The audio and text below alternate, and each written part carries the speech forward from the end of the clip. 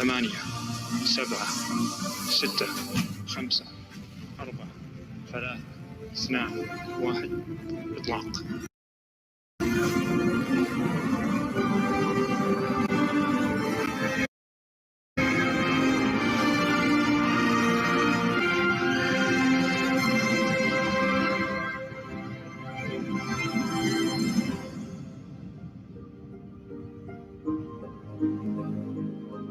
في أناس عندها الهمم لتنال القمم، ناس عندها الهمم وتوصل القمم والفضاء وتعانق الأجواء.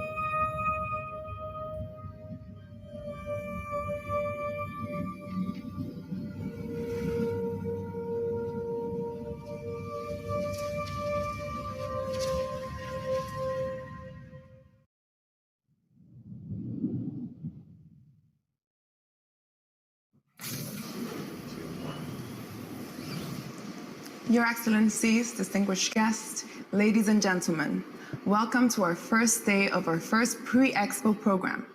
My name is Anaoli Blanco, and what you just saw was a sneak peek of our Aluaso Space Show, something that will bring to life our colossal dome on event time evenings across the 6 months of Expo. I will be your host for a day that we hope will provoke both thought and action. Thought, because that topic that we are all here to discuss, which is space, carries such significant implication for the future of every one of us here on Earth. And action, because what we shape over these next 2 days will form the backbone of the conversations we take forward into our Event Time Space Week, which will run from October 3rd to 9th, 2021. Everything we want to achieve together at Expo in this sector, that journey starts today. And thank you for all of you joining us via our website and broadcast link from all over the world to watch us take these first steps. Later on today, we will repeat our forthcoming sessions to allow as many participants as possible from around the world to join us and benefit from what should be an informative and very exciting agenda. It helps, of course, that space is such an evocative and endlessly fascinating subject. Tomorrow, we will hear from many more of our participants who are making remarkable strides in advancing our understanding of space and the application that understanding might have for life on Earth. Today, though, you will hear a bit more from us. How are we approaching Space Week?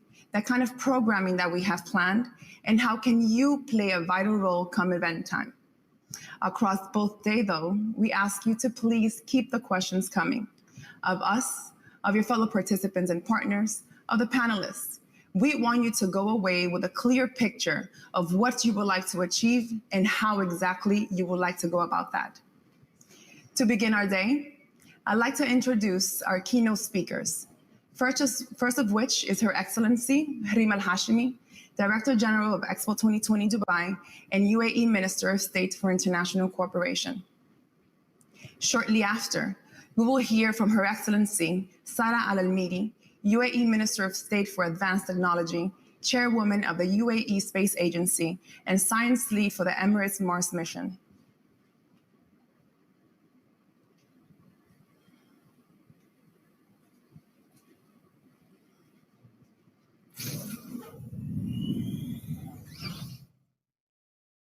Your Excellencies, ladies and gentlemen, distinguished guests, thank you for joining us today for the first in our series of pre-Expo programs.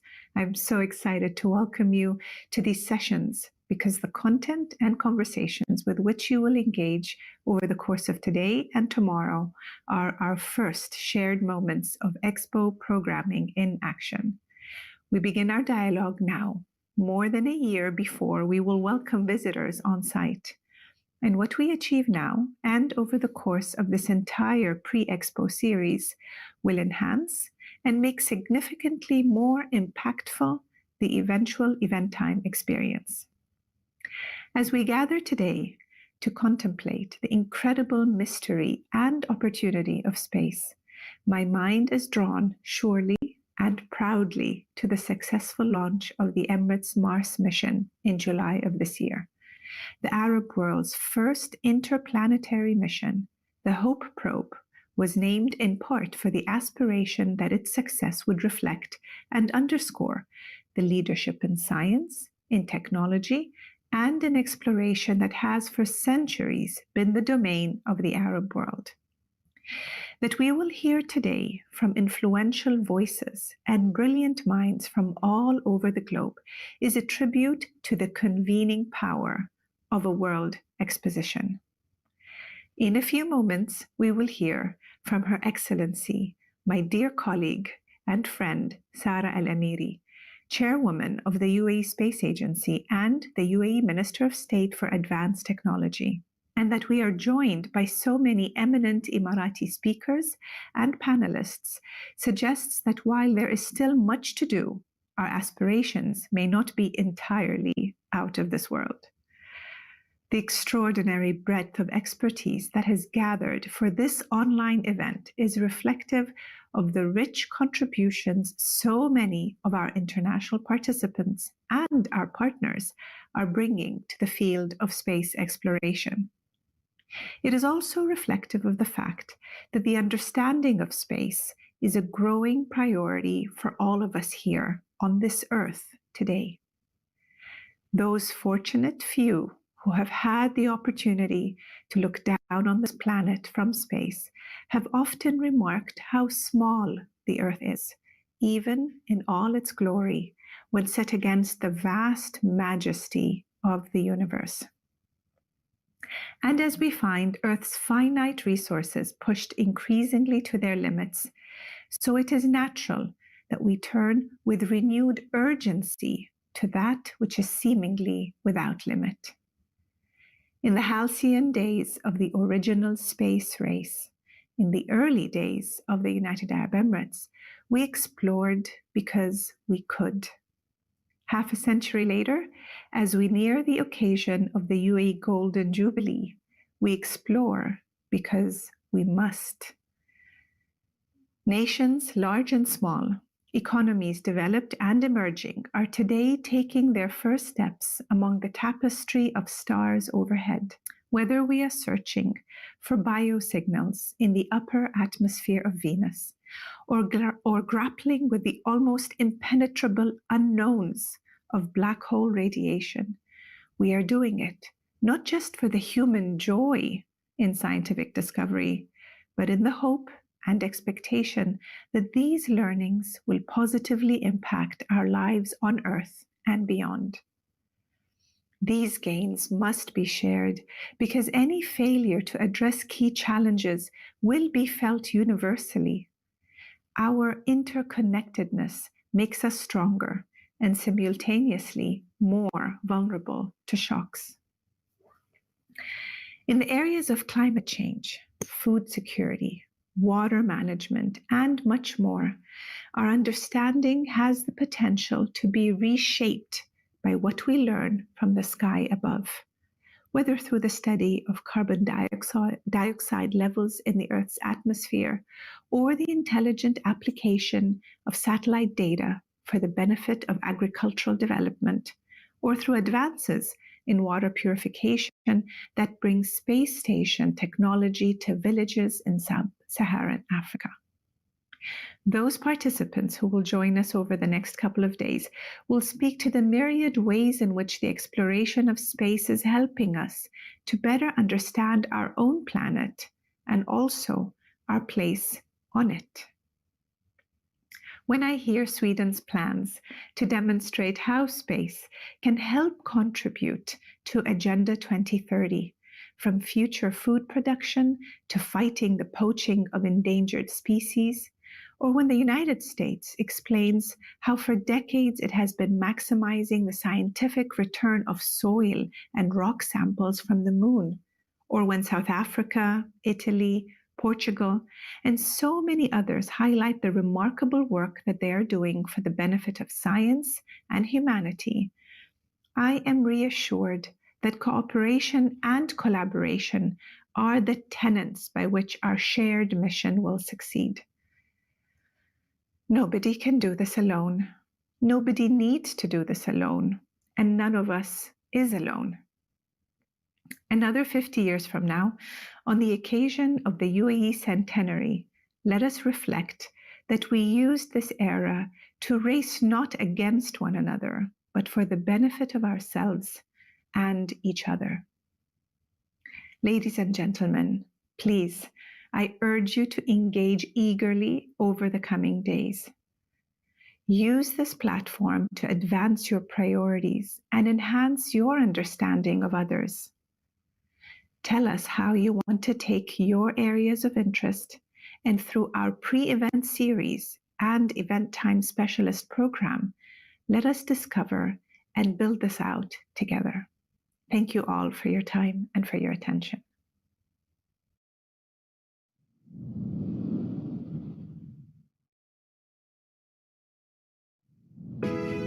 Ladies and gentlemen, welcome to the first pre-expo session discussing space and collaboration. During the pandemic of this year, collaboration has increased significantly between people from different backgrounds and different nations. It truly was an endeavor during a very dark time on connecting minds, connecting thoughts, and linking people from various geographic locations to achieve great change. This was the case for us on the Emirates Mars mission.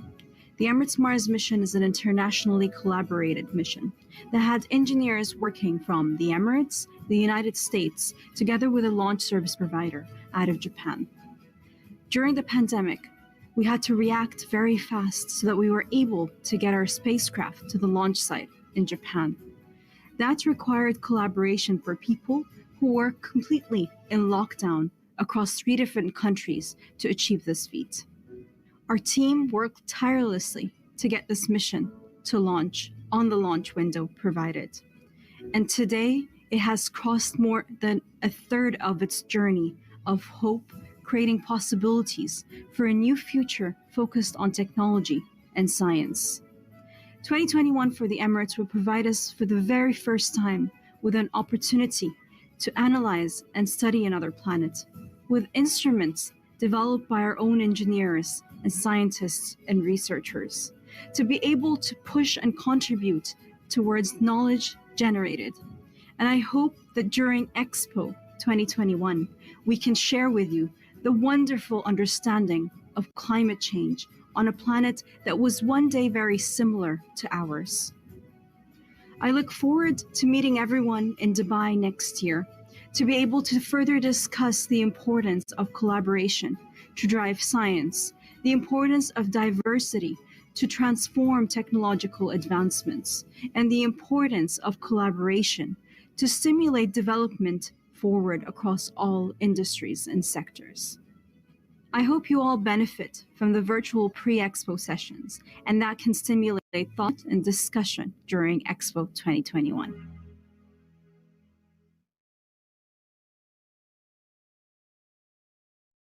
From Bobby to letter A. Excellent. From Bobby to letter A. Super. Let's continue.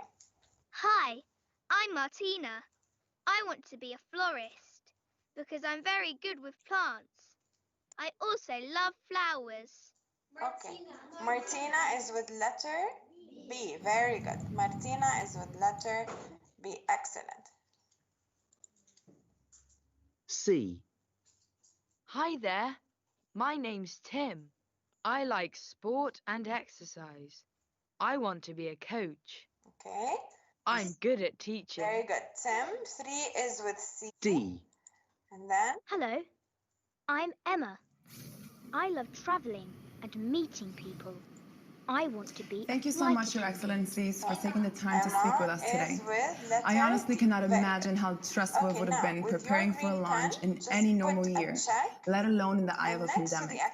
So it's truly inspiring to hear how nations and organizations came together to achieve this incredible milestone. And it's a living example, of course, of the kind of collaboration that Her Excellency Rima Al-Hashimi has just referred to a few moments ago.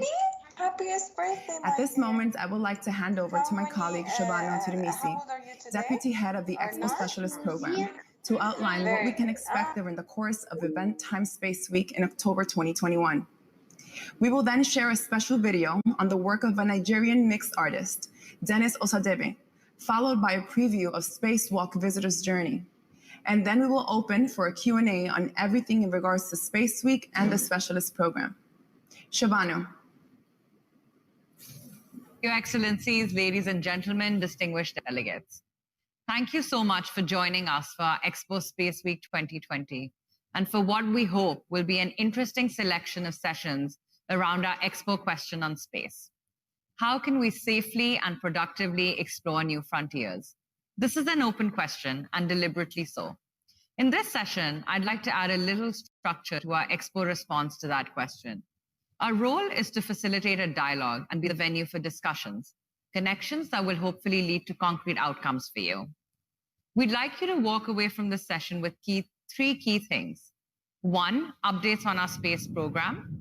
2, a how-to guide if you're interested in participating but have not yet told us. And 3, an update on each other's program as it relates to the field of space. But before we do that, I'd like to quickly update you on the development of our theme weeks since we saw you last at the virtual IPM in August.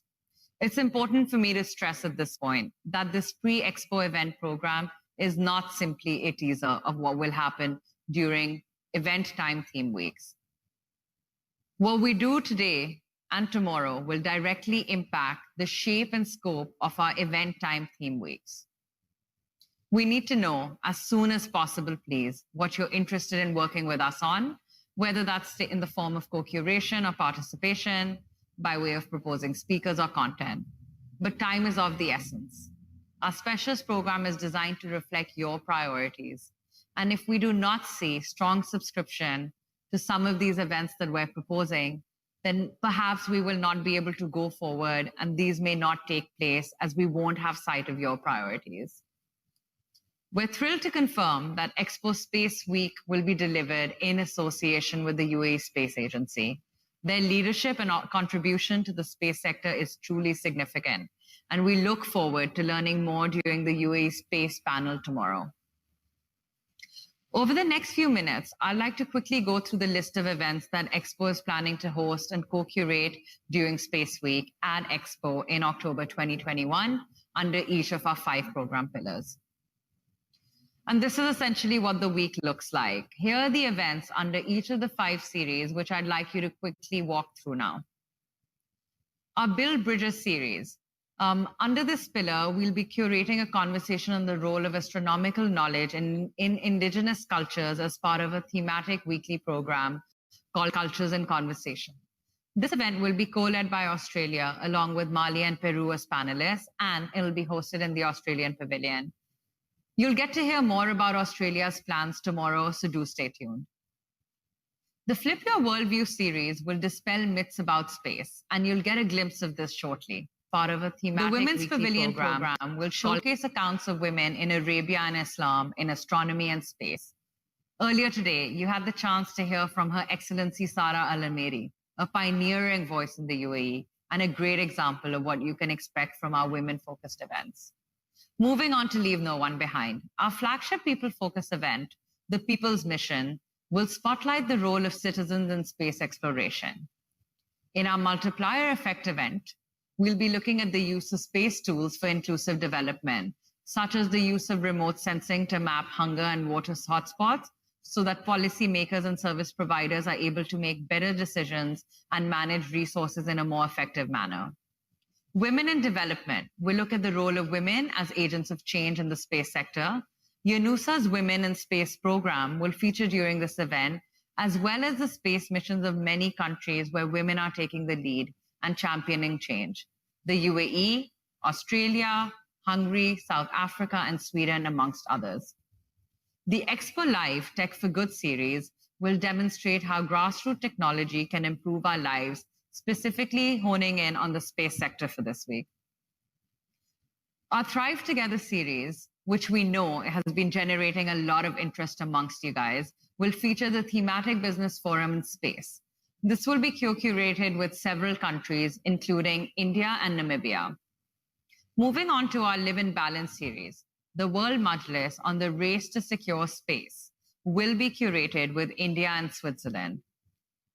Our Expo Live programming series, Man in Nature, will address sustainability through the lens of cohabitating with nature, and our Sustainability at Expo series is being designed with India, Luxembourg, and Namibia.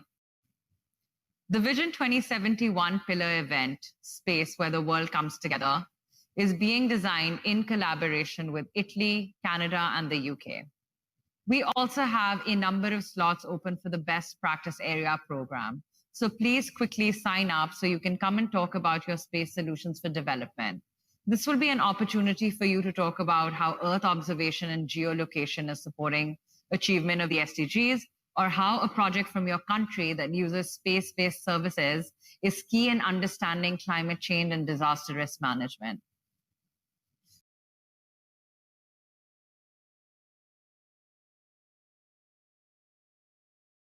Events that you all know these events well, and that many of you have already expressed your interest to co-curate and participate. We've had a number of wonderful conversations with you during our office hours, and we thank all of you who've been so proactive in working with us already. Russia, Japan, Mozambique, Portugal, Gabon, the US, and Luxembourg. We know you'll be actively engaged in these events across Space Week. And of course, the UAE Space Agency will be our key partner in delivering these events with Expo for you. While the program pack is available for reference, we'd like to specifically ask you to look at page 7 for how you can plug in, whether that's by co-curation or participation, and pages 15 to 41 on all the events across our theme weeks. We're working at the moment on translating the program pack into Arabic for you, and hopefully soon it will be available for access on the Expo portal. I'd like to now bring your attention to the dates of Space Week during Expo event time. Currently, we have scheduled our Space Week to align with the World Space Week, which, as per the UN General Assembly, takes place during the 4th to the 10th of October every year. However, we're also aware that in 2021, Dubai will welcome the 72nd International Astronautical Congress from the 25th to the 29th of October, hosted by the UAE's Mohammed bin Rashid Space Center. For the very first time, the IAC will open its doors to the general space community in the United Arab Emirates, the first Arab country to host the IAC since its establishment in 1950. This event typically attracts more than 6,000 participants each year, and with the theme Inspire, Innovate, and Discover for the benefit of humankind, the IAC 2021 looks forward to making a contribution to humanity and to science by strengthening and enhancing cooperation between all countries in the space sector. Recognizing that many of you are already planning to bring your high-level space sector delegations to attend the IAC, we'd like to poll your interest in whether our Space Week should align with the IAC instead of the World Space Week. If we were to move Space Week to the later date, closer in alignment with IAC, we would have to bring Climate and Biodiversity Week forward to avoid the obvious clash. So Climate and Biodiversity Week would run from the 3rd to the 9th of October, while Space Week would move to the 17th to the 23rd of October, 2021. So essentially, we'd swap the 2 weeks as they currently stand. This question should now be on your screens. So please use the poll icon towards the bottom of your screen to cast your vote, and we'll come back to you with your collective decision in the Q&A session after this, once all the votes are in. So please start polling.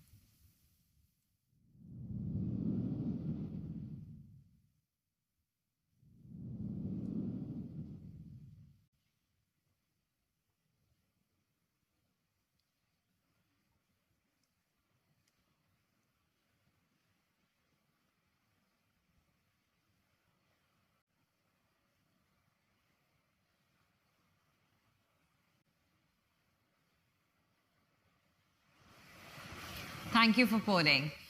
So that leaves me with a final call to action. As we work on confirming our Event Time Space Week content in the coming days and weeks, please do reach out to us and let us know which events you're interested in so we can start working with you on these. Please also bear in mind that if these events are undersubscribed, then they will be removed from the program. So please do not delay. Reach out to us, let us know if you're interested, so you can get involved and we can start moving forward. I'd like to just quickly draw your attention to this slide again on your screens. You have all our contact details there. Contact us, sign up for office hour slots, and we look forward to speaking to you. Again, thank you very much for your time. We'll move on to our Q&A session shortly, but for now, I'd like to introduce you to my colleague, Hindal Boom. Thank you, Shabano. Lots to think about for sure. I'm delighted now to welcome Nigerian mixed media artist Dennis Osadebe to demonstrate the power of imagination in understanding the future of exploration.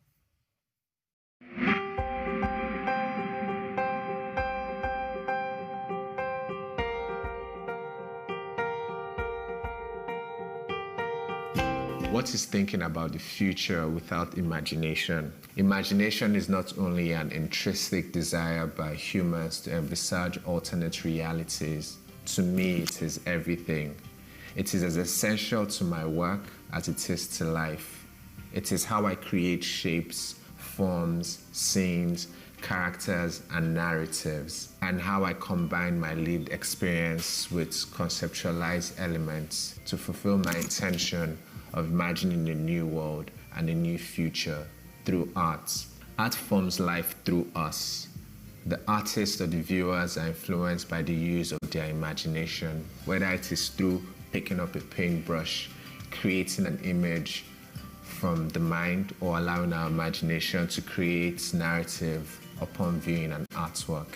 To understand its meaning and purpose, we must understand that no two experiences of art are the same. Art performs as a vehicle for us to bring the most complex and untapped ideas into existence, allowing us to tell intricate stories in simple and poetic ways. However, it also permits us to understand the critical questions in our current world, such as climate change, artificial intelligence, and space exploration.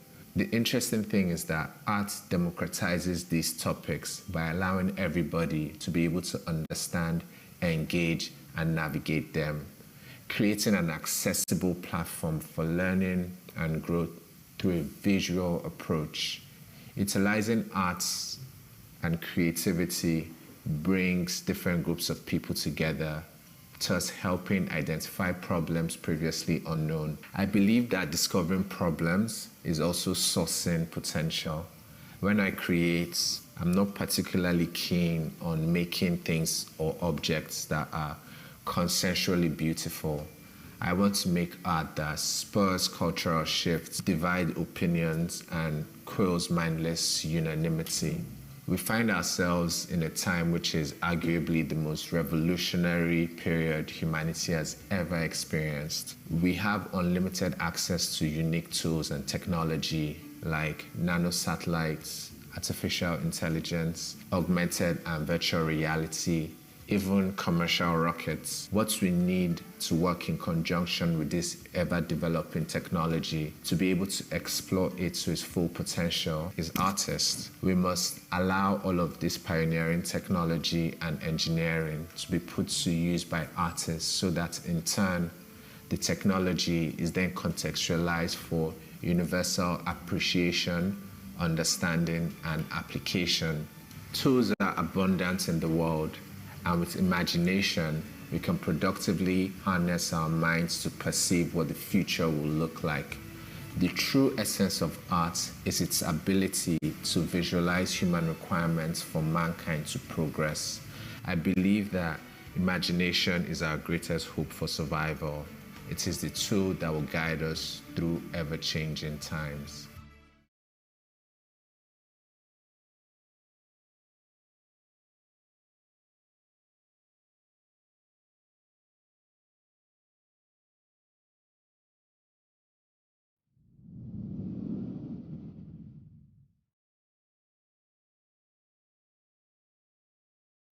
A huge thank you to Dennis for sharing his work with us today. Your Excellencies, ladies and gentlemen, distinguished delegates, I've had the pleasure of working with you, our international participants, for a number of years now. So it's a real privilege to be here today to show you a little about how we plan to bring your priorities to the attention of our millions of visitors on site. On screen now, you can see our space content map, which we shared in the build-up to this event and reflects the remarkable breadth of participants that have expressed an interest in content and programming around the space sector at Expo 2020 Dubai. We'll be hearing from some of those countries and organizations in the next 2 days. But with 42 participants planning to spotlight their unique contributions to aerospace, to astronomy and observation, to satellite data and communication, and to space industry at Expo, we want our visitors to recognize, appreciate, and better understand our commonalities, shared experiences, and priorities. One exciting way in which we will do this is through the offering of visitor journeys. Expo is in the process of developing bespoke, pre-packaged visitor journeys that will be made available on the Expo app for all visitors. These journeys will enable visitors to experience the site through key themes, from food security to water to education, the blue economy, and sustainable tourism, that in a large number of instances reflect and resonate with the subjects that are focused on in our specialist thematic calendar. Today, I'd like to take you through our space journey, which we are calling our Space Walk, that will be available via the app during event time, and which takes visitors to countries and organizations across 5 continents. Our intrepid explorers will start by selecting the journey on their smart device. They can start their adventure at any point on that journey and follow any pavilion order that they like. Although, of course, we will offer them a curated route that minimizes the amount of time they spend walking between pavilions, so that they can spend more time with the content that they've come to seek out and experience. So let's run through some of the highlights of our journey, and each will be familiar to some of you in the audience, as this is your content we're showcasing for our millions of visitors. We're still looking at the operational on-site requirements of each journey, but at this point, I can show you, by district, some of the amazing content you are building and stories you are telling about your contribution to humanity's shared understanding of space. We'll start in the Opportunity District with the India Pavilion, where visitors can engage with an immersive space technology exhibit that will showcase the Indian space program, satellite communications, human spaceflight initiatives, the benefits of space technology for telemedicine and military defense, remote sensing for natural resource management, and commercial opportunities in space exploration. At the Luxembourg Pavilion, we learn about the nation's pioneering work in satellite communications and how it became one of the most active centers for space in Europe. We also hear about the Grand Duchy's efforts to define an attractive overall framework for the development of space companies and its ambitions regarding the future exploration and utilization of space resources. The future hub of the Kazakhstan Pavilion resembles a spaceship structure and showcases pioneering technologies and scientific advancements. The main attraction in the pavilion, titled Unlimited Space, will offer visitors a unique 270-degree show that demonstrates an interaction between humans and artificial intelligence. Can you please write also what in I the wrote? Opportunity District, Thank you so much. the United Kingdom Pavilion Yes, has a strong space theme. The design of the pavilion itself is inspired by one of Professor Stephen Hawking's final projects, Breakthrough Mercy, exploring what humanity might communicate to other advanced civilizations. The UK's program will explore a time in the future in which space travel and tourism is common, with international collaboration from global leaders from multiple industries. Program development is ongoing, involving the UK Space Agency and UK Space.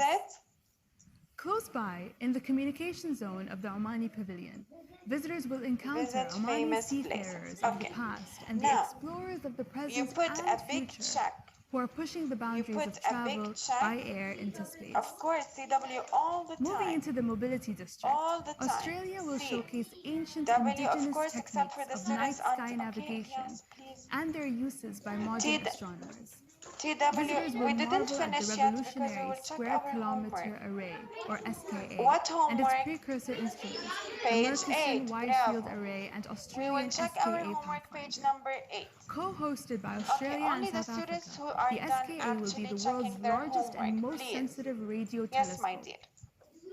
Already driving Come progress again. in information What is technology it? and high-performance computing, Yes, please. it will CW, push the the boundaries 5th of our knowledge for sure. and allow us to Okay. uncover the mysteries Now, of its I first will billion open my book Also also in to show you mobility, the answer space key. exploration and aerospace Yalla. will be a central theme of the Canadian Pavilion, where a theatre experience will take It's visitors page number to outer 8. space, Open your showcasing projects your including activity book to page SciSat, number 8. Canadarm3, We will RadarSat Constellation Mission, NeoSat, M3MSat, Curiosity Rover, and the OSIRIS-REx Laser Altimeter, a laser system able to scan the surface of an asteroid from up to 7 kilometers away.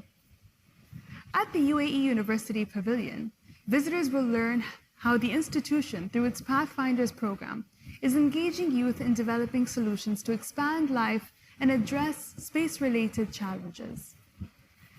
And finally, in the Sustainability District, the Gabon Pavilion will feature the work of its National Space Agency, which launched in 2010 with the main objective of collecting space-related data to be used for environmental protection around deforestation and land use.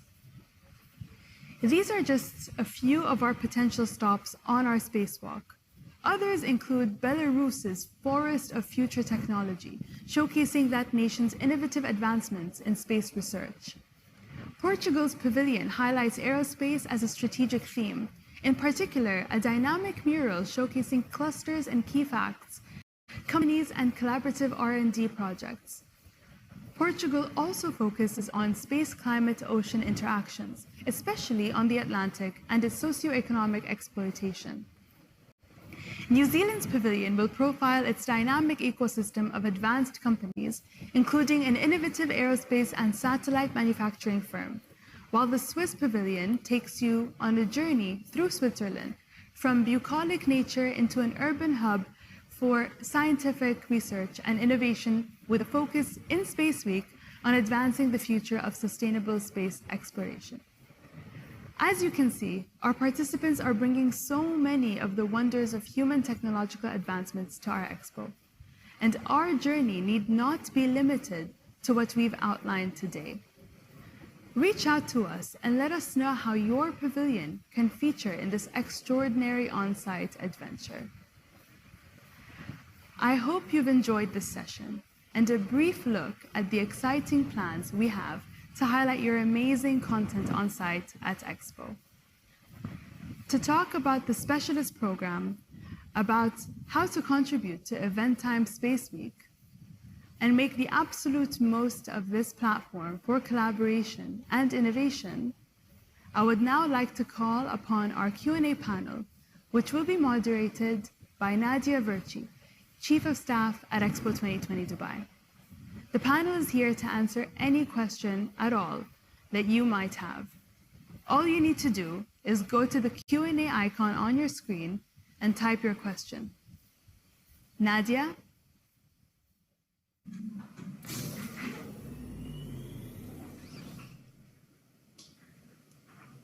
Thank you, Hind.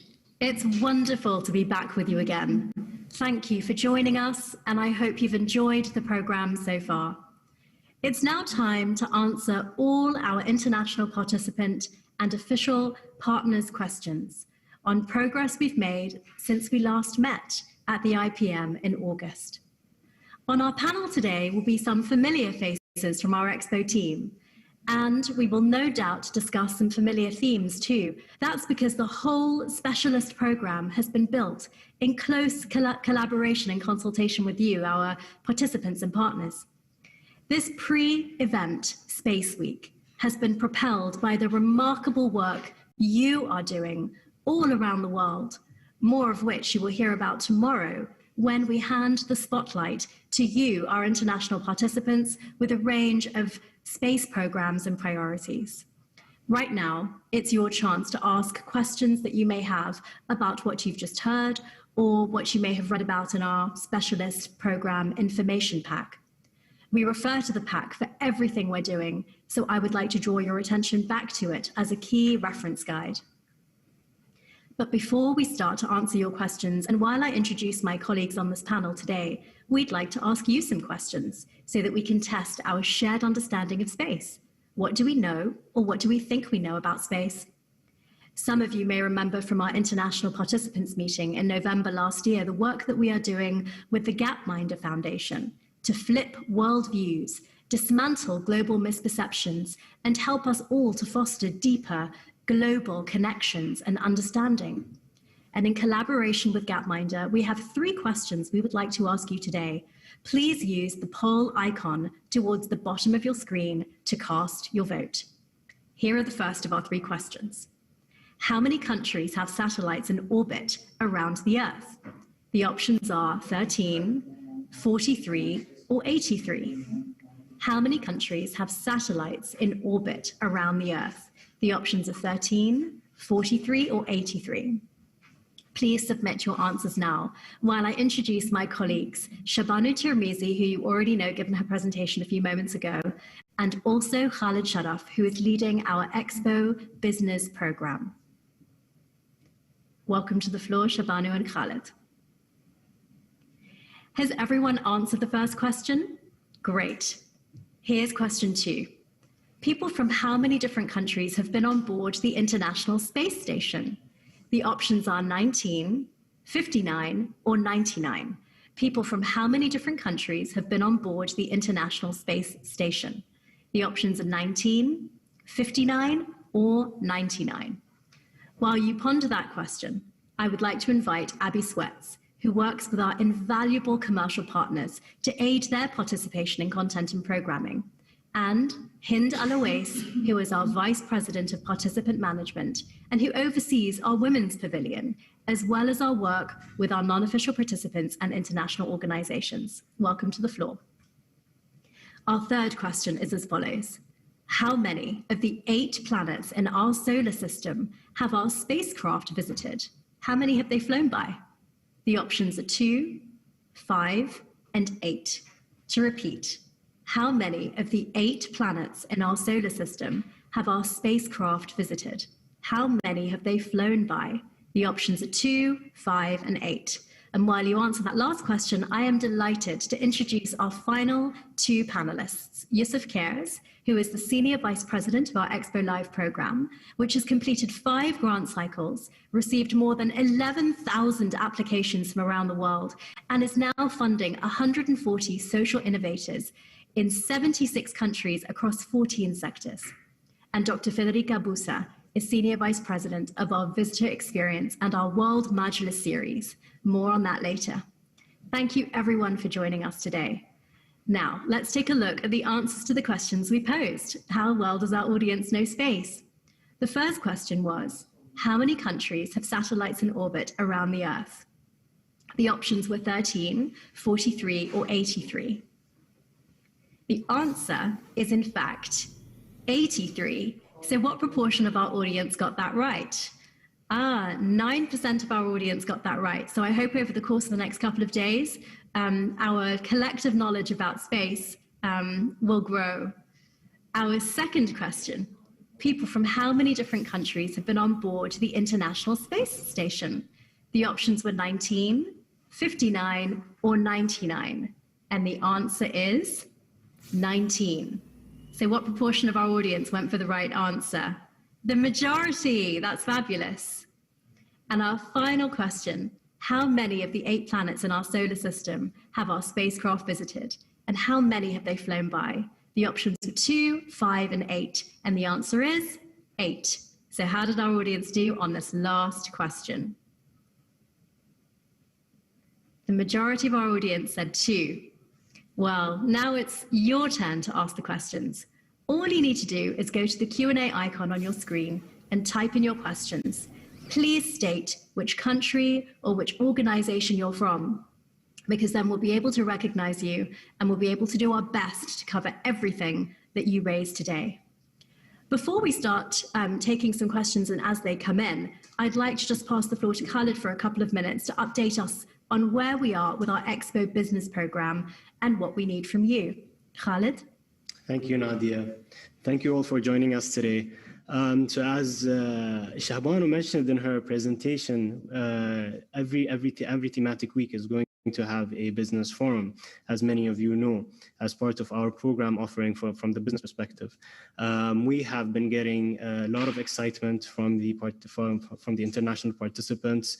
We had a number of expressions of interest for participation and co-curation, which is exciting, and we urge you to speeding up the process. Let us know if you're interested, if you haven't so yet.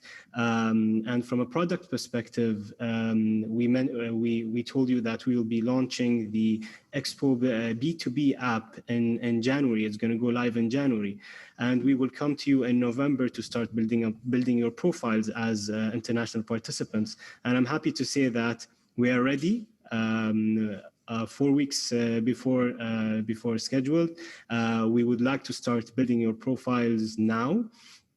And we have asked you through your country managers to give us a point of contact to start creating your profiles for the B2B app. And I'd urge you all, for those who have not, almost half of you have already given us your points of contact. I'd like to urge the rest of you to do so, because we would like to conduct the training for you to create the profile based and to create and design your profiles on the app for the viewers to see once we go live. And finally, last but not least, we also provided an update that on your National Day, you will have an optional country briefing where you could utilize the presence of the high dignitaries from the government and the private sector during your National Day to conduct an investment/trade and business forum. On that front, we have not gotten a lot of feedback. So I urge you all, if you are interested, if you would like to conduct, and I'm sure a lot of you do, from my conversations over the years with all the participants, that it is important to conduct such a platform during your National Day. So I urge you all, please connect with your country managers if you haven't so yet, and let's start that dialogue and start planning well in advance. Time is not really on our side. We need to start planning well in advance for you to really benefit from these products and platforms that we're offering on a business front. So back to you, Nadia. Great, thank you so much, Khalid. So I think a really strong rallying cry and a call to action for us. Shahbanu, could I just ask you to spend a little bit more time telling us about the specialist program status and what our audience needs to do to get involved? Of course, Nadia. We've had a lot of exciting conversations with many of you, and we look forward to having more. As we mentioned a little while ago, where we see high subscription, we're of course going to go ahead and plan these events with great excitement. And for events where we don't see very high subscription, we may unfortunately have to drop those events, because as Nadia clearly emphasized, this program is supposed to be a reflection of your priorities. And we want to focus our attention and our efforts on topics, areas, and events that you are interested in. So please, we have been reaching out to you through your country managers, and we've been having conversations in office hours with many of you. We've given you examples in the presentation earlier on countries that have confirmed participation in events. Either that's through co-curation, so taking a more lead role in conceptualizing an event end to end, or participation through the way of presenting a speaker or a case study. And we really urge you again, I'd like to repeat what Khalid said and tell you that time is of essence. And we'd love to hear from you as soon as possible on what you'd like to do during event time, because the way we've designed the pre-expo program is to be a reflection of what we will be doing during the event. So as we move forward and we have confirmations from you on which events you want to co-curate with us or participate in, then those will be what will be reflected in the pre-expo series. We had hoped to receive all our subscriptions for Space Week ahead of this virtual session. That's the timeline that we'll be keeping in mind for each week as we go along. In about 2 weeks' time, we will be sharing with you an updated information pack, which we refer to over and over again because it's got all our details on how you can plug in on page 7 and what you can do from pages 15 to 45. Page 15 and 16 specifically look at the events that we're going to be putting on for you for Space Week. So that in a nutshell is where we're at and what we'd like to do with you. So please get in touch with us. We're excited. We're hoping to move on forward with these conversations and lock in your participation as soon as possible. Great, thank you so much, Shabanu. I think we've had a question that's come in from our partners. So if I could just pass the floor to Abby to build on what Shabanu said and talk a little bit more about how our commercial partners can get involved. Is that the same mechanism, format, way of engaging as the international participants in the nations and the international organizations, or is there anything specific that they need to be aware of, Abby? Sure, thanks a lot, Nadia. So we're very, very excited to plug in our commercial partners across the whole of the 6-month specialist program event series. And so what's happening right now is that I'm liaising with all the different departments underneath our specialist program, which includes the Women's Pavilion, Expo Live, World Majlis, the Expo Business Program that Khalid talked about. And I'm crafting bespoke proposals for each of the commercial partners that highlights a sort of menu of options where we feel as a team that these commercial partners can add value across the different events. This process started in early September and will continue through early November. So if you haven't heard from me yet, you'll hear from me very soon. And once you receive that proposal, it really starts an iterative process where we go back and forth and we discuss whether you want to add programs or maybe take some away. And our sort of target date is that by the end of Q4 2020, we want to have all of the partners confirmed across the different events.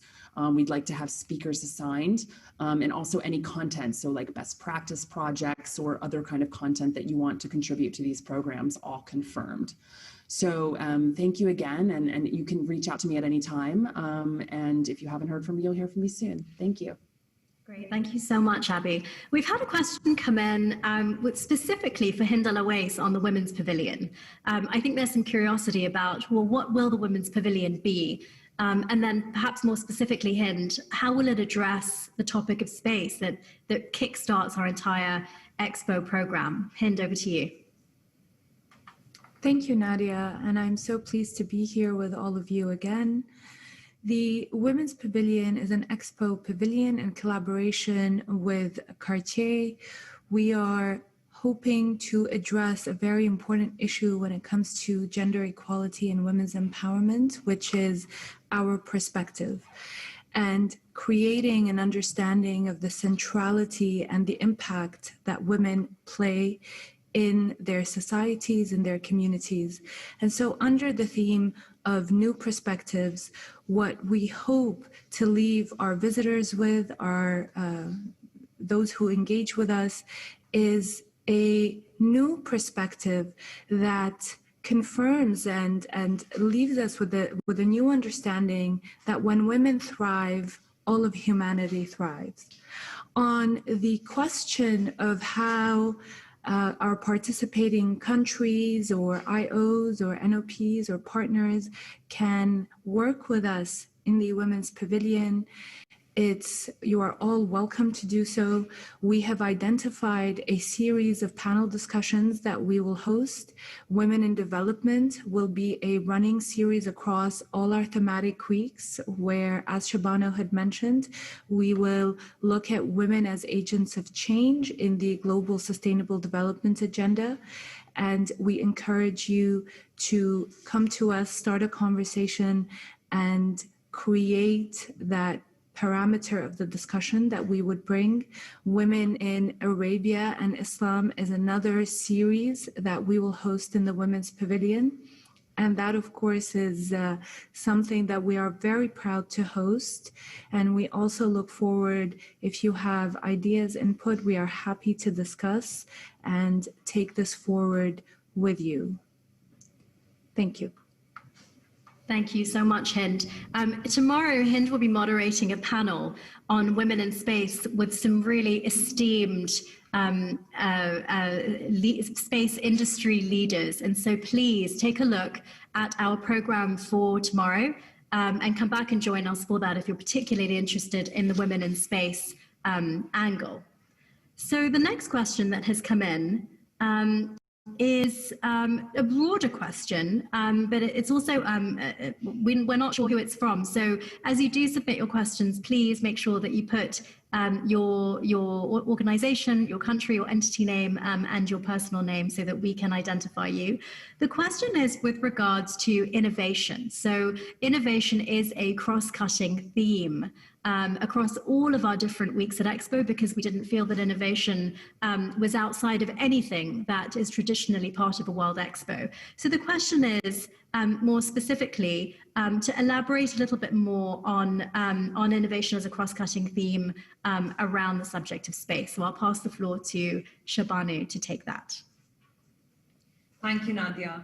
Similar to all our theme weeks where innovation cuts across as a cross-cutting aspect, it's very much part and center of the space theme, but possibly even more so than the rest, given the nature of the topic. And maybe if we just look at a couple of events within that week, when we look at the role of citizens in space exploration and the sector of space, there's innovative ways where governments, entities, NGOs are engaging citizens and civil society in informing how space is a more inclusive topic, how it's explored in a more sustainable manner, and information from remote sensing and other space-based technologies and methods are used in a more inclusive way, for instance. If we move on to our multiplier effect event, which is looking at using space tools for inclusive development, and there were a number of examples that Her Excellency spoke about in her talk, that we spoke about earlier in the presentations, which look at how we can harness technologies to be able to map hunger hotspots, water security, mitigate deforestation. So a lot of innovative aspects, looking at law and governance of space, looking at the tools that we're using, and looking at the systems and infrastructure, institutional infrastructure that we're creating around these. So you'll see innovation cut across, and we've got Yusuf on this panel, who looks after our in-house Global Innovators Program. And as you know, that is, it's innovation and coming from all parts of the world. So you'll also hear from and be able to see when you come to the Expo, a lot of innovative solutions and approaches from our global entrepreneurs working across different sectors, including space. Great, thank you very much for that, Shabanu. Another question has come in specifically with regards to the World Majlis. And so I'd like to pass the floor for a few minutes to Federica to elaborate a little bit more on the World Majlis's plans, programs, initiatives, more broadly, but also with regards to space. So Dr. Federica, over to you. Thank you, Nadia, and hello to everyone who's joining us from across the world. We know many of you have already been part of the World Majlis journey so far. For those who may not be completely familiar with this program, it is a series of conversations about the important themes that are at the heart of Expo 2020, which we want to bring to the general public and to our future visitors to discuss and talk about the big questions and challenges that we need to consider together. And in the spirit of the traditional Majlis and of our theme Connecting Minds, it really brings together views and ideas from academic, from government, from artists and companies, medias, as well as students. It's a program that is definitely multidisciplinary and strongly multi-generational, and everybody is invited to join. We're planning to host 50 World Majlis during the 6 months of Expo, but as you know, we have already hosted 15 of them, both in the UAE and across the world. And actually later today, we will be hosting our first fully online World Majlis, and we hope you're all going to take part of that. We are looking for the contribution of our participants, our partners, our UAE stakeholders to actually join forces and co-curate it once one of these events with us, but also to recommend participants and speakers to the World Majlis that we're not maybe co-curating together. We're hoping to close our list and our program by the middle and end of November. So ahead of that, we really look forward to your ideas and contribution, either directly to our team if you're already in contact with them or through your country manager. Great, thank you, Dr. Federica. I'm sure we're going to have plenty more questions for you, but I see a question has come in on Expo Live. And so to just elaborate a little bit more, and the specific question is it too late to apply for an Expo Live grant? And tell us a little bit more about that is Yusuf on our panel, who's responsible for the program. Yusuf. Good morning, everyone. Thank you for the question. Boy, that's a tough question. That's the one question I didn't want to answer today. But yes, the Expo Live program has been running for the past 4 years, and we've been able to have a significant amount of traction from applications from around the world. And as we now get closer to the event, we are now transitioning from a program that is searching and capturing innovations from innovators from across the world to actually collating all of that information to be able to produce, right, a good exhibition and a good programming for the Expo. So at this moment, we are no longer receiving applications. However, we are looking at the possibility of, as we open our doors at the Expo, that we would be encouraging visitors who have ideas, who are entrepreneurs themselves, or who are dreamers like me, who want to have their contribution to the, into the world and solve a meaningful problem, to come to the Expo Live Pavilion, right, which is called The Good Place, to talk about your idea and see how that can become yet a part of the Expo Live program. So it's a tough question for now, but let me put in some hope in there that we can have those conversations about new additions to the program once Expo opens its doors in October 1st next year, and I'm inviting everyone to come to our Expo Live Pavilion for that matter. Great, thank you, Yusuf. And so for those of our viewers who are really interested in learning more about Expo Live and learning more about the Good Place and what you have planned at Expo in a year's time, how can they get in touch with you, or what's the best mechanism for them to connect with your team? If you could just give us a little bit of a how-to guide, I think that would be great as a next step for our audience. Yeah, absolutely. So Expo Live, we have a generic email. That's expolive@expo2020dubai.ae, which is we're happy to answer any questions around Expo Live. For the countries present, we encourage you to talk to our country managers as we can share more information about what's happening today as we gather information from our current Expo Live grantees, but also all the many Expo Live applicants that came in from around the world.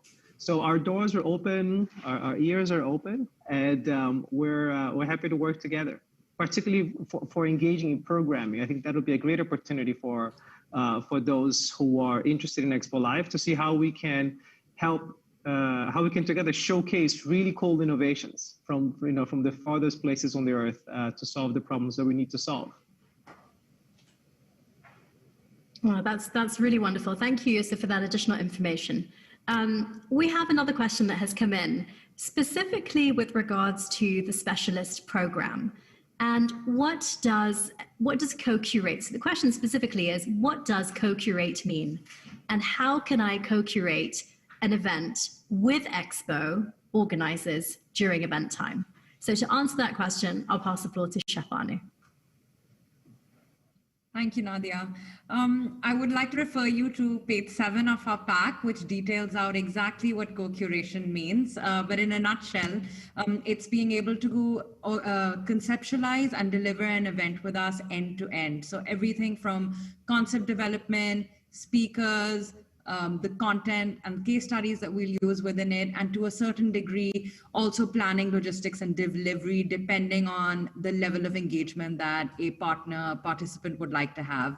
And you'll be able to see we've split this up between in-kind contribution and financial contribution. We know a number of you have already reached out to us and have secured the co-curation engagement piece for certain events. So please reach out to us if there's any specific questions you have for specific events.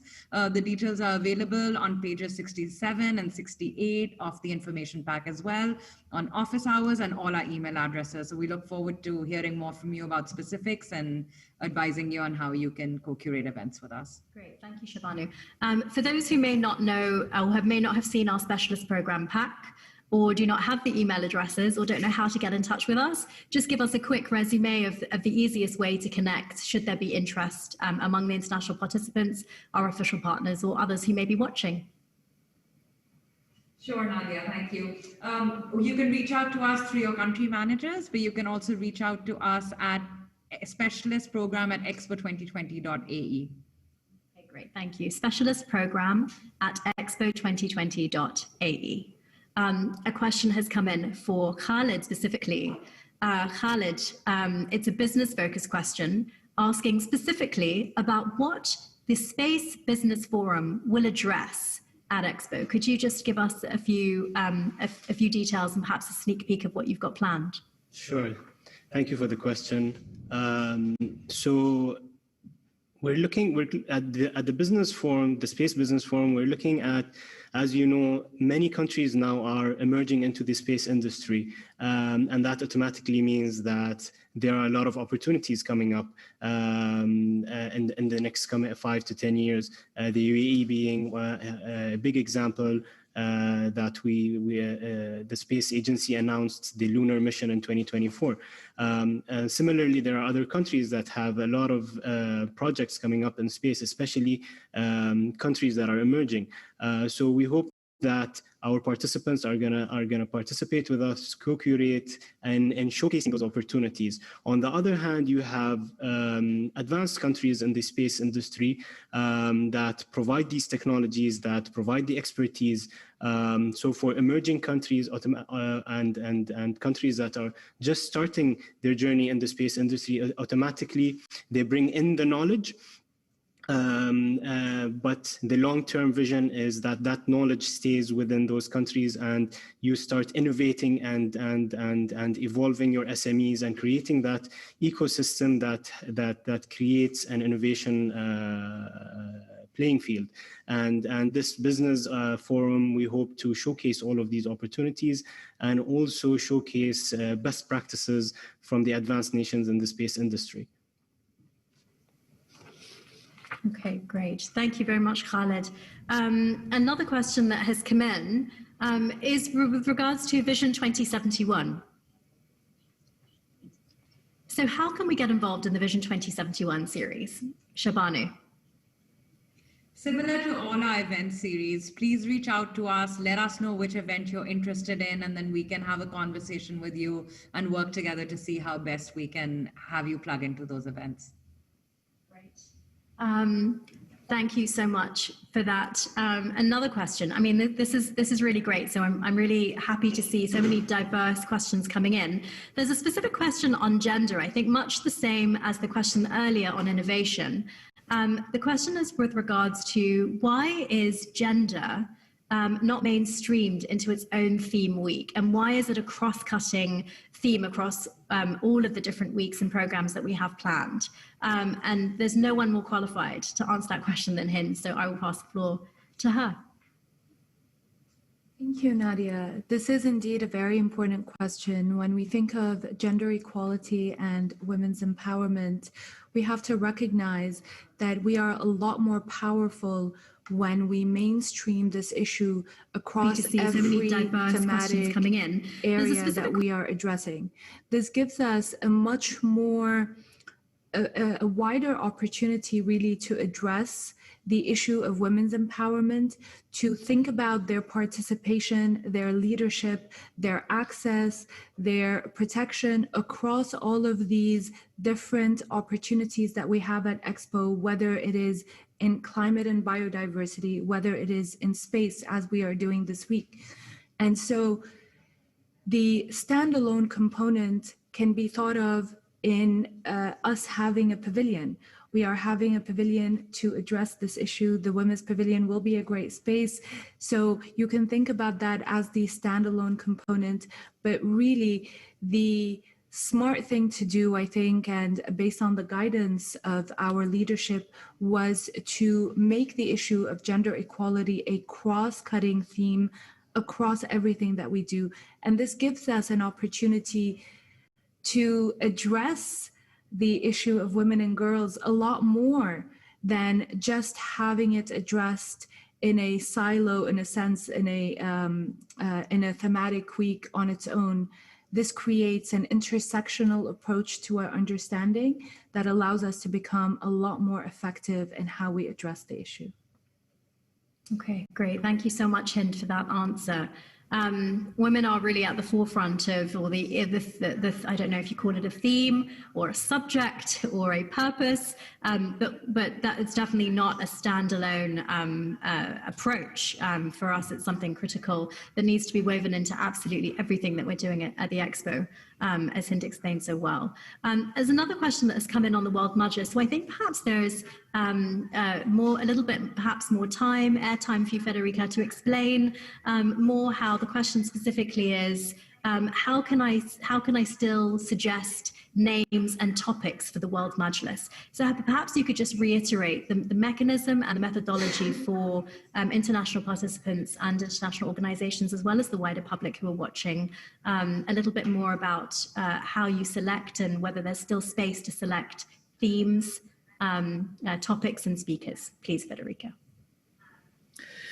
So the World Majlis conversations are really structured and designed to be taking our themes to the general public and make it a really diverse conversation around one big question that we are tackling as, collectively. We have 4 pillars, thematic pillars around World Majlis that really connect with our sub-themes of Expo of opportunity, mobility, sustainability, and connecting minds, creating the future. One of them being centered around people and how do we, so it's the notion of opportunity and how we unlock potential through education, entrepreneurship, gender equality, to also echo some of the themes that Hind has been talking about around planet, which is echoing our theme of sustainability. And we look at climate change, we look at biodiversity, water, energy resources, technologies, the notion of technology for good and using technology serving humanity, connectivity, related very much to our theme of mobility. And finally, the notion of city and communities, which is really the connecting minds. Are mostly, so our thematic, our themes around the 50 World Majlis really build on this 4 main topic. And the World Majlis is designed to be a series of connected conversation where from one, we're actually push before event time and during event are actually understanding about these 4 pillars. We are welcoming the recommendation from participants on which angles they're really participants, broadly speaking, including as well our partners and the UAE stakeholders, to really recommend areas or to suggest areas in one of these 4 pillars where there's a strong interest to be part of that. This goes through connecting with our theme and just our team and making that suggestion, and then responding also to the notion what does co-curation mean in the World Majlis is actually means working together on identifying who are the best participants and speakers and authoritative voice and diverse voices that can be part of that World Majlis, and working together on framing that question. We have this very strong belief that the nature of the questions that we ask is probably more important than the solutions that we can come up with. And some of these questions are so complex and so important that the World Majlis is really a program that's there to help us understand what the nature of the problems that we face, and making sure that in understanding this nature of the problems that we're discussing, we bring really different perspective so that the academic and the business people and the policymakers and the young students are actually all involved and represented. And part of the support is really identifying who are these voices that take place, that are part of the World Majlis, and maybe they're today not the loudest voices out in the world. They're not necessarily the people that are represented in the media, in the daily conversations, but their contribution is actually deep, meaningful, and equally important to us understanding the topic better. Great, thank you, Dr. Federica. There will be the Space World Majlis taking place later on today, called Giant Leaps for Humankind, at 6:35 UAE time. So please tune in and explore with us our Expo inquiry. How do we safely and productively explore new frontiers? It promises to be a very interesting lineup and panel discussion. So please do come back and join us for that.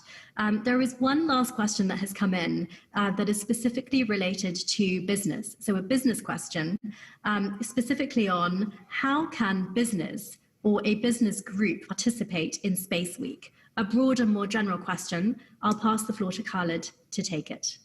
Thank you, Nadia. A great question, actually, because there are more than one way. There are very options to participate in Space Week and other weeks. And Space Week specifically, obviously, as we mentioned, you have the business forum that's going to happen at the middle of the theme week. Question and on it's gender, open for I think. participation for visitors to come physically, and also it will be broadcasted online. The other option is to utilize the products, our business products that we are developing, one being the business calendar on our website, for you to filter out all the business events that are happening during that week, and for you to schedule a visit accordingly, to download the B2B app that can help connect you to other businesses that are visiting Expo for Space Week and other industries or other purposes. And also, finally, please register on the website, on the business page, because that's where you will get your information feed from across the board for business for the whole Expo period, and specifically on the thematic week, Space Week, biodiversity, etc. So please register on the website. You will get the updates once the app is live. You will know once closer to the event, the business forums are open for registration for visitors. You will know through the updates that come through the website. That's great. And on that, that last cue of the website, if any of this has been interesting for you, if you'd like to learn more and explore more with us about our space program or any of the other theme weeks that we have planned, everything, all of our information is available on our website. And if you type into the search engine Expo Talks, you will have access to everything that we have talked about today, access to all of our documents, to our contacts if you'd like to reach us.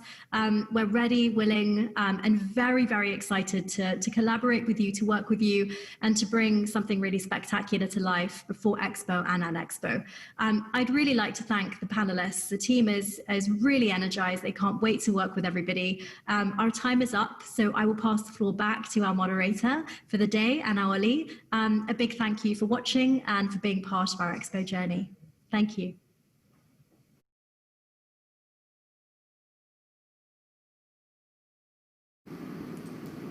Thank you, Nadia, and thank you to our panel for taking us through all of that and answering so many questions from so many engaged participants. I'd now like to invite a member of the Expo School program to tell us a little bit more about what our millions of young visitors can expect to find when they come and visit on site. We will then see a preview of an exciting animated series starting the Expo mascots. as they fight to save a space station and halt the evil ambitions of a villainous inventor. We will then welcome on screen the Expo School Program Q&A panel, which will answer any queries you might have about how we will engage and inspire the young people at Expo 2020 Dubai. Ladies and gentlemen, please welcome Huda Ramadan. Your Excellencies, distinguished guests, and ladies and gentlemen, welcome. I'm Huda Ramadan, and I will be introducing you to the Expo School Program, our wonderful student journeys, and the resources and activities available to bring space exploration to the school community. The vision of the UAE leadership is that youth should play a key part in Expo 2020. They should have opportunities to observe, learn, and contribute creative ideas and develop innovative solutions for creating a better future for our region and the world. And that's how the Expo School Program was developed. So what is the Expo School Program? Well, we're a team dedicated to engaging with the school community across the UAE in our journey to Expo 2020 and during the 6 months of the Expo event. We work very closely with international participants and other functional areas to inspire and empower the next generation through fun and immersive learning experiences, with our two main objectives of involving schools in their journey towards Expo 2020 and creating those memorable and inspiring learning experiences during Expo 2020 for students and educators alike. And this is all done through our various initiatives, events, and activities. And by creating those memorable experiences for all students across the UAE and now across the world, we're bringing Expo 2020 into the classrooms. And by bringing the world to their doorstep, students will explore different topics on their journeys at Expo 2020, which include areas such as global citizenship, science and technology, careers of the future, among many others, all with the aim to create meaningful and lasting benefits for our future generations and their educators. And now I'll take you through what these different journeys are.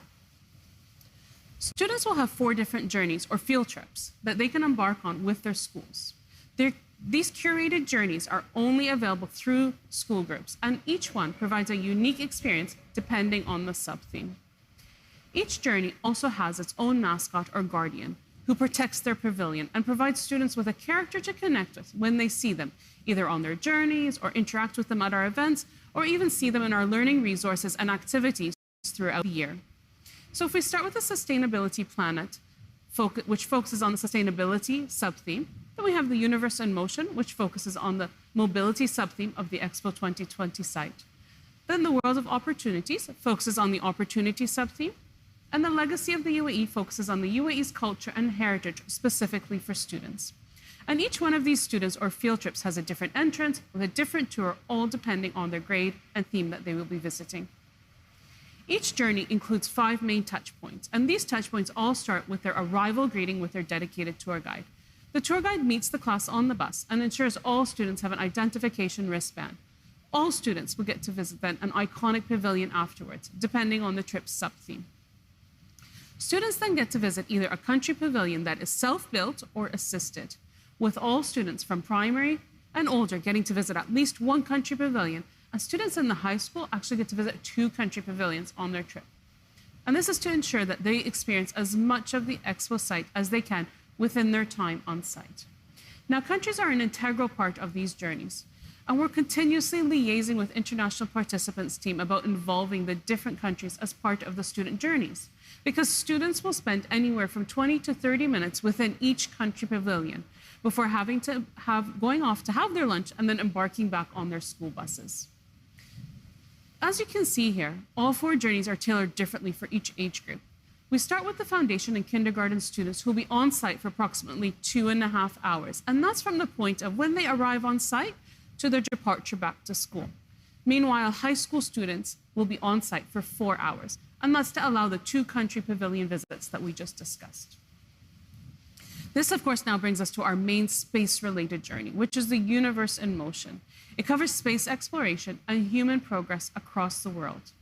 The main focus of the Universe in Motion is human progress through physical and digital realms.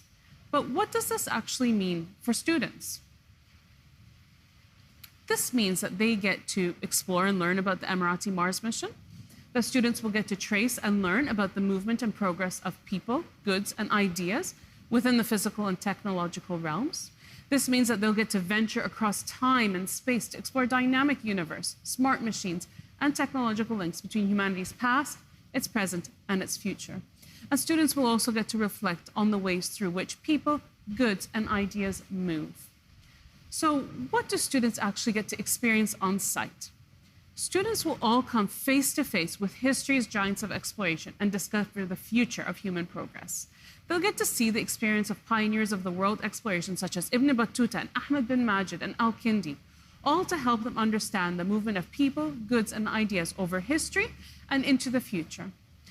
Students will embark on this universe in motion journey at the Mobility District within the iconic Mobility Pavilion.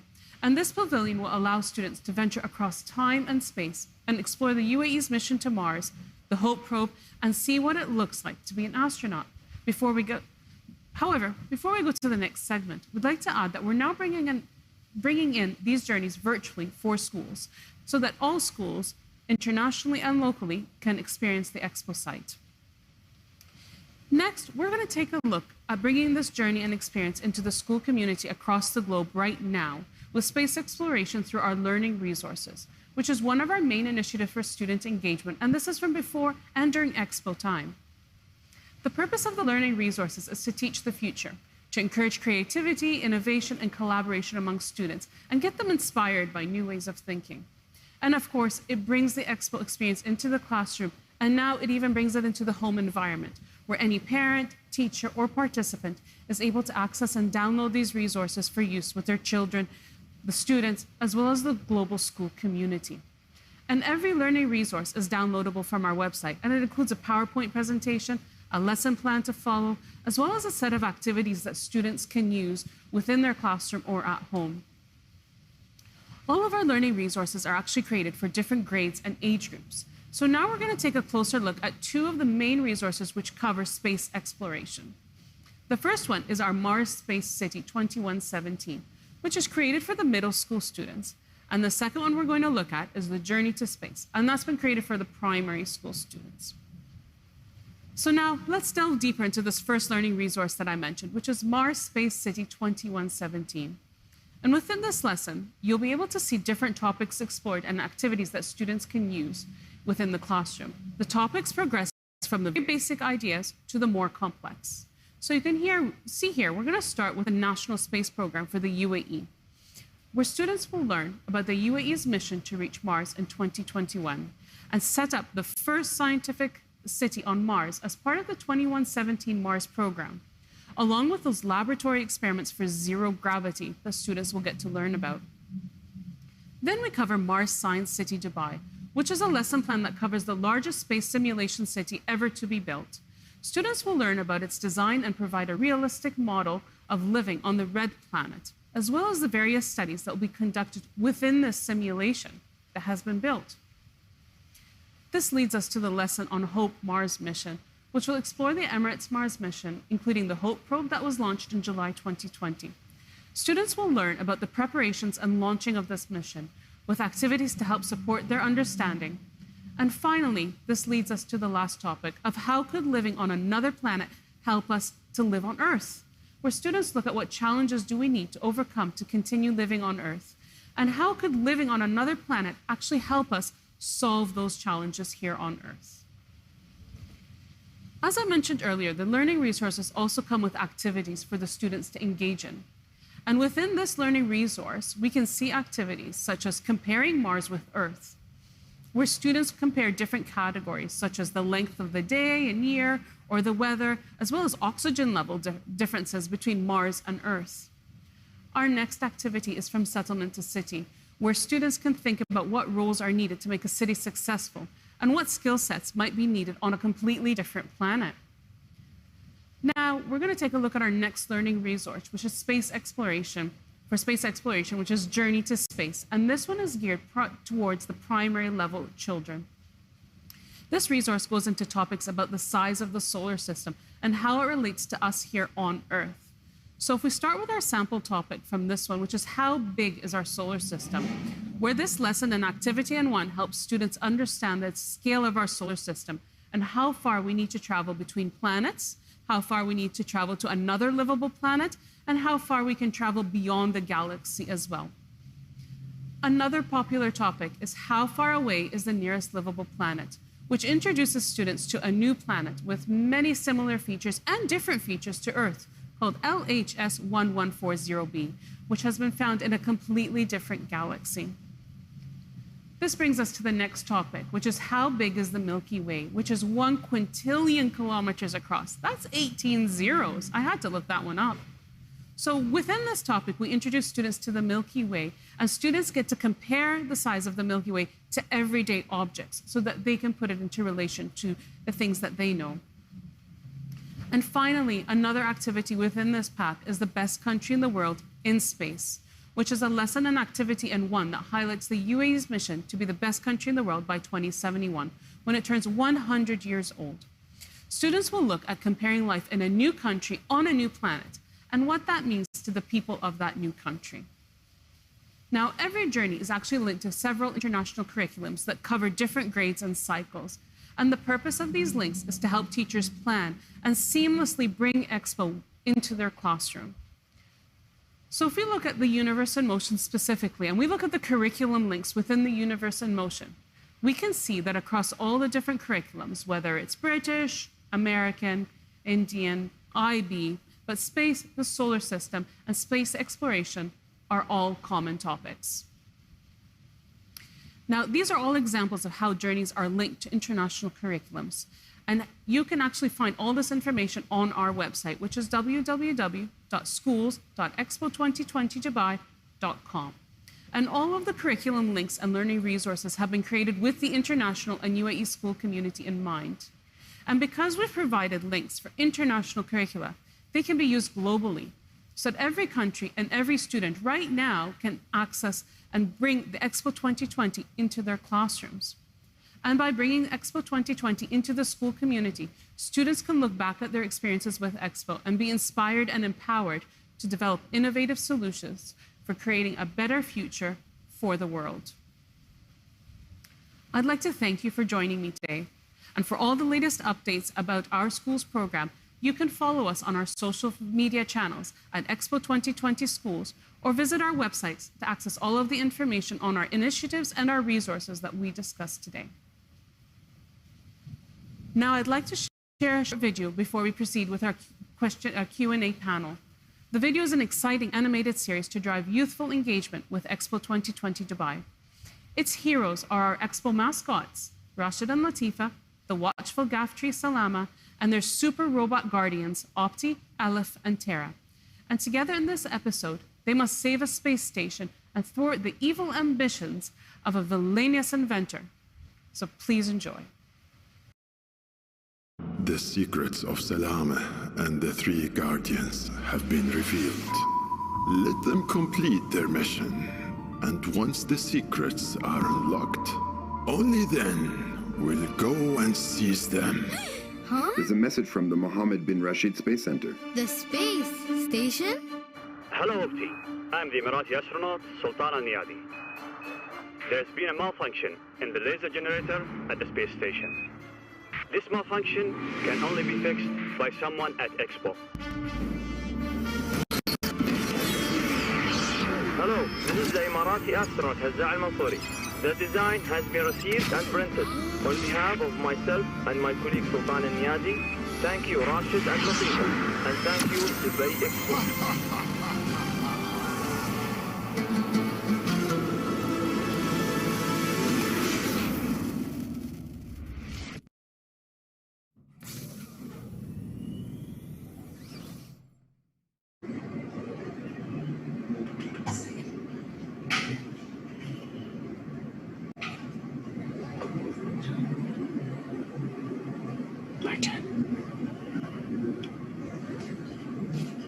Your Excellencies, ladies and gentlemen, and all students who have been joining us today in our sessions. Good morning to all of you. Some of you may already know me as the Chief Pavilions and Exhibitions Officer of Expo, but I also work on the school's program, and it's a very dear program to me. We hope you enjoyed our session and got an insight into the exciting programs that we're preparing for students. We're excited to get into our question and answer sessions, but before we do so, I wanted to introduce the team members. We have Huda Ramadan, who you heard from, Sarah Rafi'allah, Maryam Safran, and Kavisha Pancholi. Before we get into the questions, I wanted to wish all the teachers out there a happy Teachers' Day. Thank you so much for all the great work that you do and for inspiring the new generation. So let's get to it. Let's see what questions we have. All right. So the first question that's coming in is around what COVID-19 precautions will be taken for the students? Sarah, would you like to address that question, please? So there are several journeys that we have for students, as you've just seen as part of the presentation, and we're going to be making sure that all of the operational planning that we're doing for your visits to the Expo are in line with the guidelines that have been sent out by the government. And we will also be making sure that students are only visiting if it's absolutely safe for them to be able to do so to the Expo. There's also another question. Okay, it's gone. So yes, we will make sure that we're taking into account all the health and safety guidelines for your visits to the Expo. Thank you. Thank you, Sarah. So yes, the past couple of months have been very critical for us in terms of planning to make sure that when we welcome students, that it's the safest journeys for the students at Expo. So let's get to the next question. Will there be a virtual experience for school students, and will it be paid? So Sarah, would you like to address that too? Sure. So we've got loads of exciting experiences at the Expo for students that are linked to our different sub-themes, that are linked to a lot of things that you're already learning within your schools and within your classrooms. And to complement that and to build upon that, we have an exciting virtual experience that's also planned out that can be accessed by schools in the UAE as well as schools from all over the world. Now, the exact details of the program are still in the process of being decided, but we'll make sure to keep you posted with any updates regarding the experience itself or any ticket costs that go along with it. Thank you. Thank you. And I'd like to elaborate that we're working very hard on bringing a virtual experience to complement the physical experience on site. And with the recent experiences that we've all been going through, we have been engaging with the school community across the nation online. So we've been having a lot of teacher sessions in addition to summer schools. In fact, in this week, all the schools are involved in celebrating in the one-year countdown for the Expo. So we are very much looking into strengthening our virtual experience for visitors to the Expo.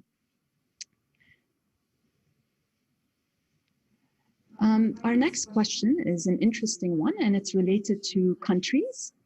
How can our country be part of the Expo School program? Kavisha, would you like to address that question, please? Absolutely. Thank you, Marjan, for that question. Good morning, everybody. So countries are a very integral part of the Expo School program team, and we would love to have countries slotted into our school journeys. The way this would work is you'll have to get in touch with your country managers, and we will take it forward from there. There are very basic things that we would require from you, which is like the content of the pavilion, or how many students are you willing to take every hour, and which age group does your content suit to, and based on that we will start slotting your countries into our journeys. But we are very, very excited to have countries a part of Expo School program. Thank you, Kavisha. And with over 42 countries who have exciting content to show during the Expo, we'd love to integrate that as part of our Expo School journeys. So the next question has to do with booking. And the specific question is, What will happen to our existing booking on the system, and when are tickets going to be sold again? I think, Kavisha, you're the right person to address this question. Thank you so much for that question, and it's a very important question. I know a lot of schools have been asking us this question. So we are in the middle of actually relaunching our ticketing system. And for all the people who have actually booked onto our system before, we will be in touch with you as soon as our ticketing system is relaunched, and we will be in touch with you personally to shift your bookings for the new dates that you are willing to book for. So we are definitely looking into this, and in terms of when we're looking to restart the sailing of the tickets, we are right now in the planning of that, but hopefully by early next year we should relaunch our ticketing system. Thank you, Kavisha. And as we have mentioned multiple times in our session and through our answers, please be in touch with us through our email of schools@expo2020dubai.com. You can also get regular updates on what's happening with the Expo School programs on schools.expo2020dubai.com. You can Google us very easily. Just have put into the search engine schools and the Expo, and you'll get access to our website. So our next question is one around events. Are there any upcoming events for schools? And I'd like to hand over that question to Maryam. Thank you, John. That's a very good question, and thank you so much for your interest in our upcoming events. As a lot of you may know, we have been already engaging with a lot of schools through workshops and with teachers and students, whether it was during the summer camp or recently, yesterday, we have our live Hayakum session celebrating Expo Week with some of your students. So we continue to virtually engage with schools, and we'll continue having these workshops and events throughout the school year or the academic year.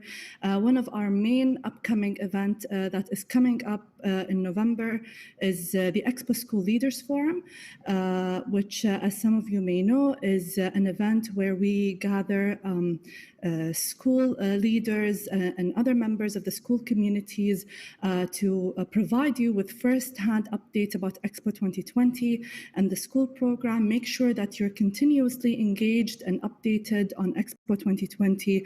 And right now, the Expo School Leaders Forum will be hosted for the first time virtually for schools, and we are also looking into expanding the virtual event and experience for the school community. Thank you, Maryam. So there are events, as Maryam mentioned, and always go back to our website to get the latest updates, and we will communicate with your country managers for the countries who are participating today on any event that is school related. The next question is around virtual tours and the availability of these virtual tours to international students. Huda, would you like to take that question? Thank you, Marjan. Thank you. That's a very good question. At this time, we're in the process of planning and setting up our virtual tours. So once they are all confirmed, and we're working with the international participants to see what content we can include as part of the virtual tours.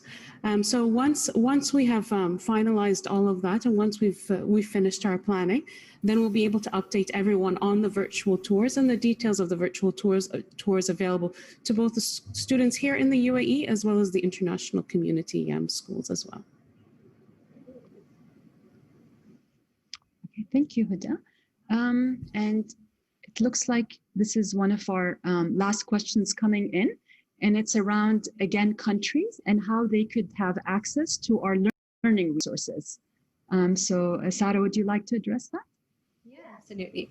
So we've got over 60 learning resources and educational material, as well as lesson plans that are easily accessible to everyone on our school program website, which is schools.expo2020dubai.com. And all you have to do is go onto our website to the Learning Resources section, and you can pick and choose whichever sub-theme you're looking for, whichever topic you're looking for.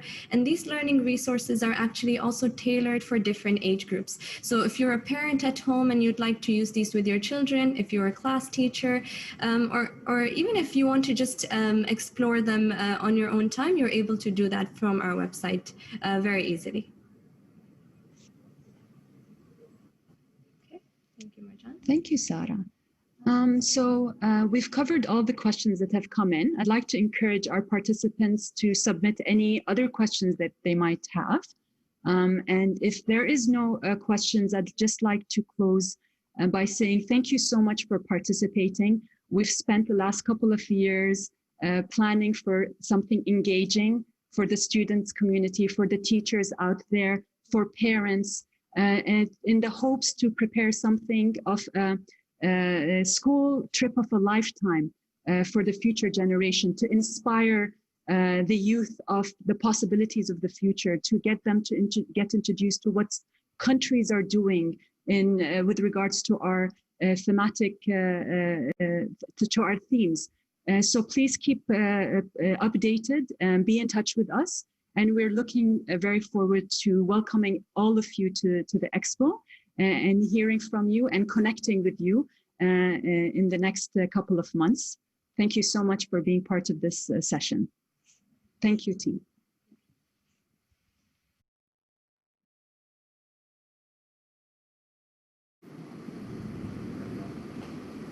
Thank you so much to our panel and to everyone who has contributed and watched here in the studio, at home, in the office, or anywhere else.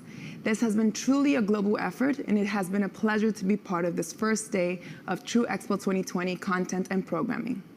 There is so much more for you to see tomorrow, including the opportunity to hear about the incredible work that many of our participants are doing within the space industry. It's an amazing lineup from all over the world, and we cannot wait for you to learn more about that tomorrow. For now, we'd like to leave you with one final video, one which captures all the excitement of our pursuit of the dream of human flight. Thank you so much for joining us today.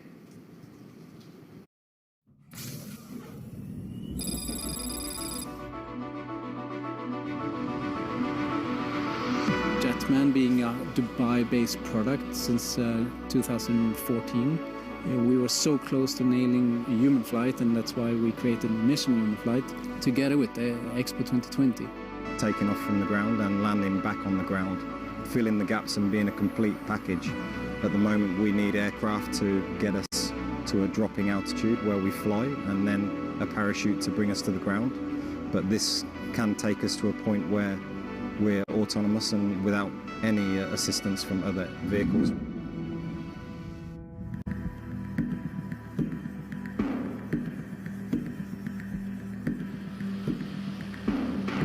We are thankful that Expo, they are supporting the project, and we can't wait to go further, you know. We have one goal, one dream, it's to be able to take off and land from the ground.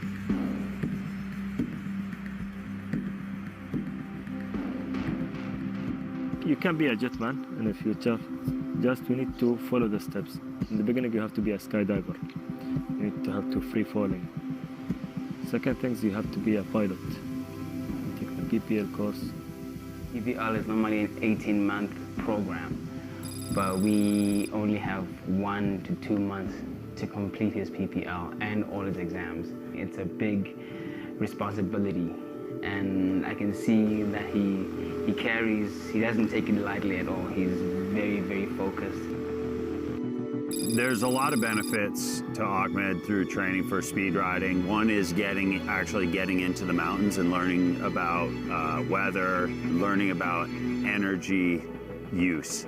And I think everybody that's been involved in this training process has been really impressed with how much hard work and dedication he's put into it and how fast he actually learned.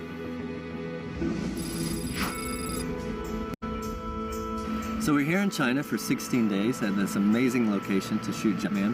They're going to be doing stunts all around the mountain, and I'm optimistic that over the next 16 days that we're going to get some great stuff.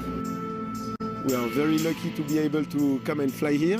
It's just going to be crazy to be flying with Vince in this place. The approach that we are going to go through the hole, it's already going to be insane because we are going to go literally like on top of all this. Yeah. In between those two peaks. Well, to come, from there, make a kind of a hover there. We're here in China to practice a very important milestone, which is basically we're trying to see if we can fly through a very narrow obstacle, which is very important in flight in general.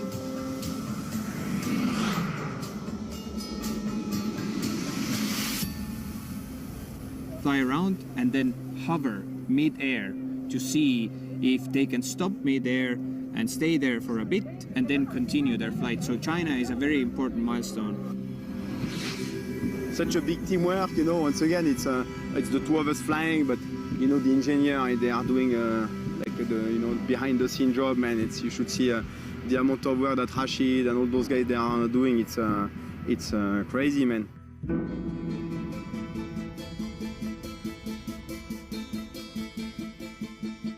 So the reason we're doing this today is because we always believed that the UAE is a nation of no limits. It is a nation that also celebrates human achievements and innovation. And Expo 2020 is the perfect stage to tell that inspiring story. An innovation with a purpose, through its sub-theme of mobility. And we wanted to celebrate the relationship between human beings and technology.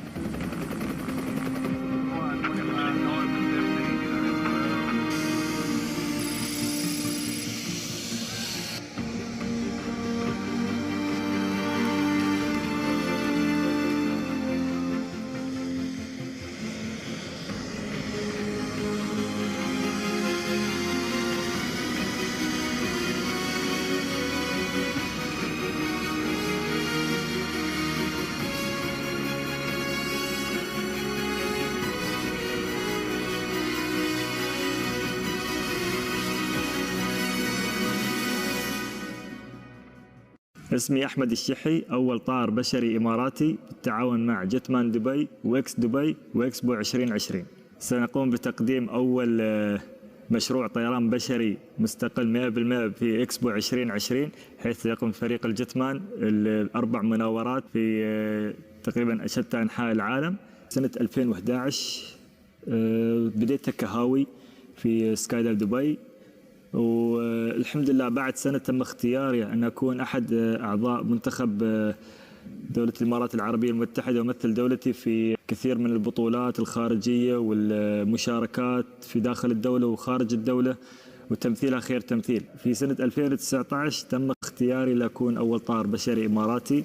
المحطة الأهم بالنسبة لي أنا الطيران المستقل، أني أطير طيران مستقل من الأرض وأرد أنزل مرة ثانية من بعد ما أتدرب التدريبات اللي وضعها لي فريق الجتمان وإكس دبي بالتعاون مع إكسبو 2020 ومتابعتهم البرنامج. هاي بتكون أهم لحظة لي أنا.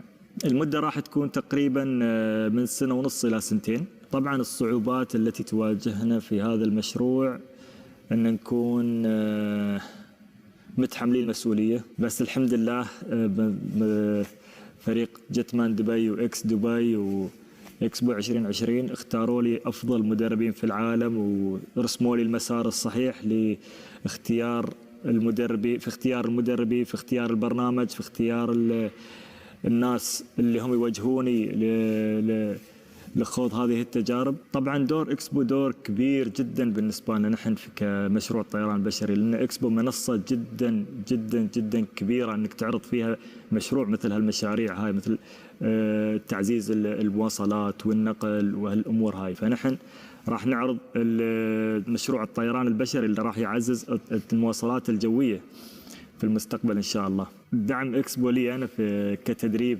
واستثمارهم لي في مشروع الطيران البشري دعم كبير، وفي تسهيل عمليات الطيران خارج الدولة من ضمن العلاقات اللي تحكمهم مع العالم. الحمد لله دولة الإمارات العربية المتحدة وفرت لنا وحكومتها وفرت لنا كل وسائل التدريب، مثل ما احنا شايفين احنا حاليا في مقر الجتمان في دبي، موفرين لك كل المعدات، الطائرات، منصات الطيران المستقل حاطينها خارج المستودع. فالحمد لله المكان جدا مهيأ لهالأوضاع هذه، مثل ما استثمرت دولة الإمارات العربية المتحدة في الشباب اللي سووا مسبار الأمل اللي هو الحين في اتجاه المريخ. طبعا هذه النظرة أنا أشوفها نفس النظرة بالضبط، ومتأملين أنه بتكون في مدرسة في مدينة دبي، فالجماعة ياسين هيئوا إعمارهم لهالشيء، والحمد لله من فضل قراءات الياسين نشوفها أن الناس متحمسين لهالموضوع. ستكون هناك خطوة كبيرة في تعزيز المواصلات والنقل.